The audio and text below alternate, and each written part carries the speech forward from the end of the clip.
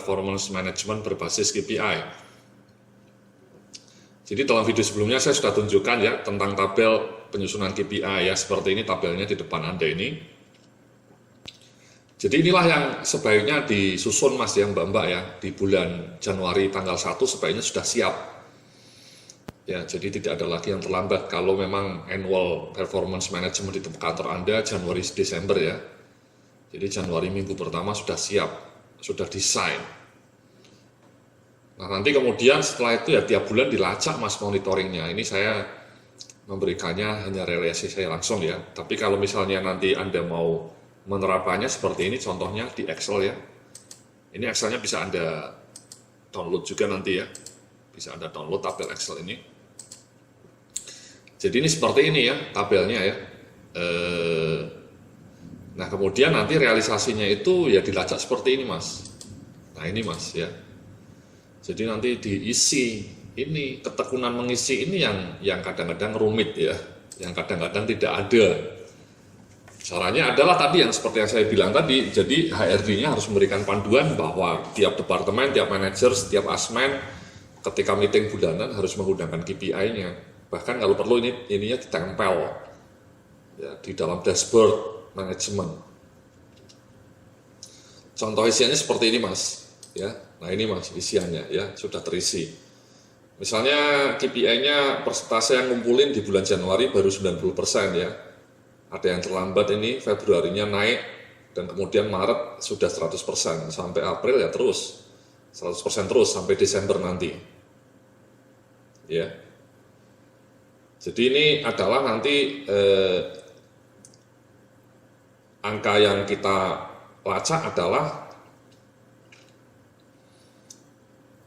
definisinya adalah bahwa ketepatan waktu mengisi form berbasis KPI ya pada akhir tahun ya ternyata sudah 100% ya misalnya ya. Jadi nanti akhir tahun memakai angka terakhir ini ya 100%. Nah kemudian skor kinerja 6 bulan ya dilacak juga ya, tiap bulan dilacak kalau ada karyawan baru ya. Setelah 6 bulan direkrut misalnya dites. Nah ini skornya kadang 890, Februarinya 85, Maretnya 80, Aprilnya 80 dan seterusnya. Kemudian ini ya persentasenya ada ketepatan waktunya, kadang-kadang tepat waktu 100%, kadang-kadang meleset. Kemudian assessment ini tidak setiap bulan dilakukan ya, jadi dilakukan hanya bulan Juni. Jadi makanya dia ketemu hanya di bulan Juni, angkanya 10 ya. Jadi lolos sesuai target. Ya, sementara Januari sampai Mei tidak ada datanya ya tulisnya NA kayak gini Mas. No available, no data atau no available data. Jadi kosongin aja. Nanti yang kita pakai adalah angka ini. Kemudian yang rata-rata jam pelatihan karyawan di bulan Januari mungkin masih sedikit, trainingnya hanya 10 jam, naik lagi menjadi 20 jam, naik 30 jam, sampai kemudian 35 jam. Ini nomor 4 ini KPI-nya adalah akumulatif. Mirip nomor 1 ini KPI-nya ya. Makin lama makin naik sesuai dengan target. Jadi angka yang dipakai adalah angka terakhir. Ya, 35 jam ini. Kemudian monitoringnya, jumlah programnya yang dimonitor di bulan Januari ada 2, di Februari ada 1, di Maret ada 2, di April ada 1, Mei, Juni, seterusnya. Ya. Kemudian ini rasio cost-nya ini kebetulan 6% semua. Ya. Nah, nanti kemudian di skor, di realisasinya ada yang di ini Mas ya, ada yang berbentuk istilahnya itu ada 3 tipe ya, ada 3 tipe untuk menggabungkan skor realisasi ini. Yang tipe pertama adalah data terakhir atau data terkini ya. Sehingga misalnya realisasi semester 1 ini kita yang metode nomor 1 ini data terkini ini adalah KPI yang ini Mas. KPI nomor 1 sama KPI nomor 2 ya, kita coba hide supaya kelihatan ya. Jadi ada KPI nomor ini sama ini data terakhir ya, KPI data terakhir. Sehingga realisasinya 100%, realisasi semester 1. Ini 35 jam. Ya, realisasi semester 1 ini tulisannya.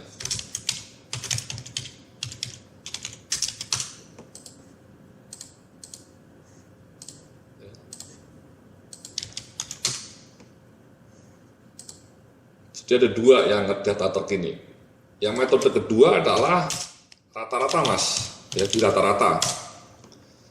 Yang metodenya adalah pakai rata-rata ini, kalau Anda perhatikan adalah yang KPI ini, ya.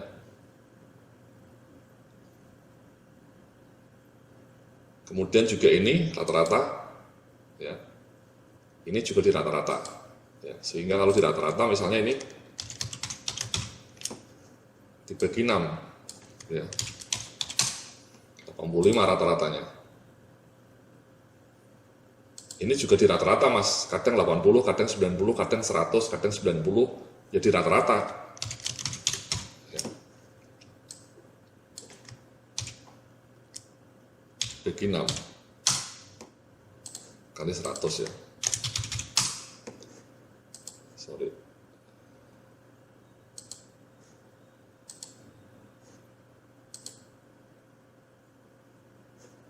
Ya. Ini seharusnya 100 ya. Pakai number. Pakai number semua mas. Ya bukan pakai persentase ya.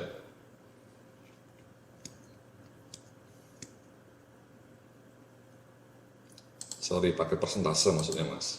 Ya. Ini pakainya angka karena ini targetnya angka. Ini pakainya persentase juga.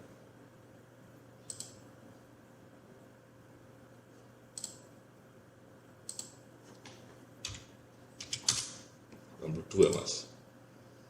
Yang ini juga pakai angka data terkini mas ya, data terakhir ya, atau data terakhir, data terkini atau data terakhir.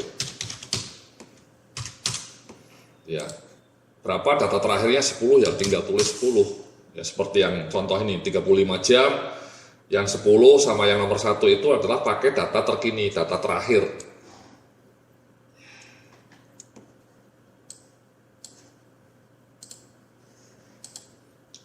Nah kalau yang nomor 3 ini, yang berikutnya ini KPI ini namanya metode ketiga mas, diakumulasikan, diakumulasi, ditambahkan.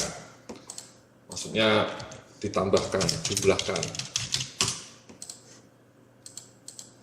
Ya, jadi ini dijumlahkan mas. Jadi tinggal dijumlahkan aja. Ada 8. Ya. Yang rasio cost ini juga pakai rata-rata mas, metode rata-rata. Ya, seperti yang ini. Ini kebetulan semua 6%. Ya, semua 6% bagi 6. 6%.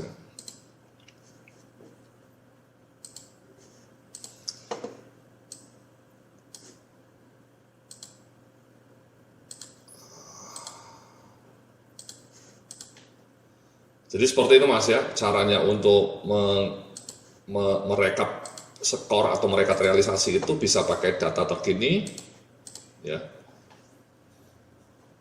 Yang saya kasih warna data terkini, warnanya ini, ya, warnanya misalnya merah, biru, ya.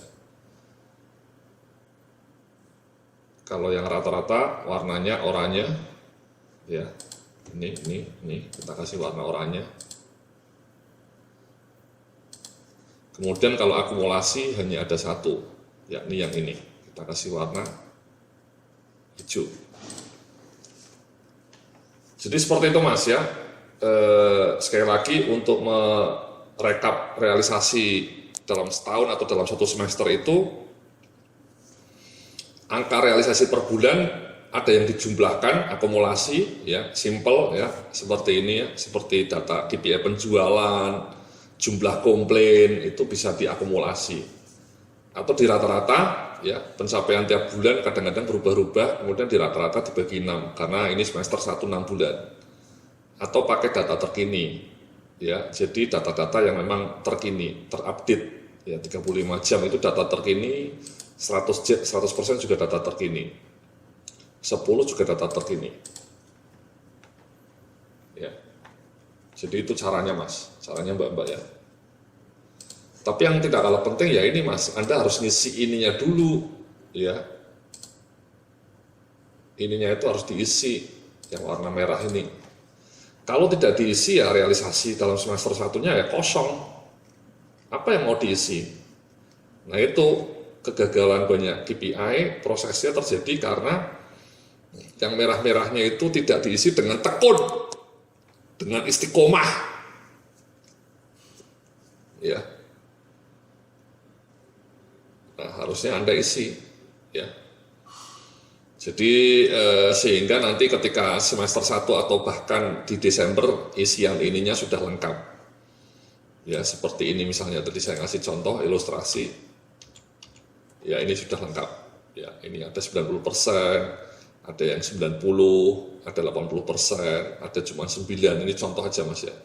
38 jam, ini 8 program, ini 6%. Dari mana ini angka realisasi ini ya? Dari data tiap bulan yang dilacak tadi, sehingga muncullah angka realisasi akhir tahun. Ya, jadi dari angka-angka ini yang dilacak ini tiap bulan muncul sehingga nanti mudah saja bisa pakai data terkini, bisa rata-rata, bisa akumulasi. Tergantung tipe KPI-nya. Ya. Kurang lebih seperti itu ya Mas ya. Sekali lagi saya mohon nanti ketika ini bisa Anda download ya file ini. Nanti kemudian Anda bisa praktekkan ya di kantor Anda. Dan kemudian mohon orang HRD-nya remind supaya ini diisi dengan tekun. Ya. Tidak hanya diisi dengan ngarang, ngawur gitu ya, tapi diisi dengan tekun. Ya.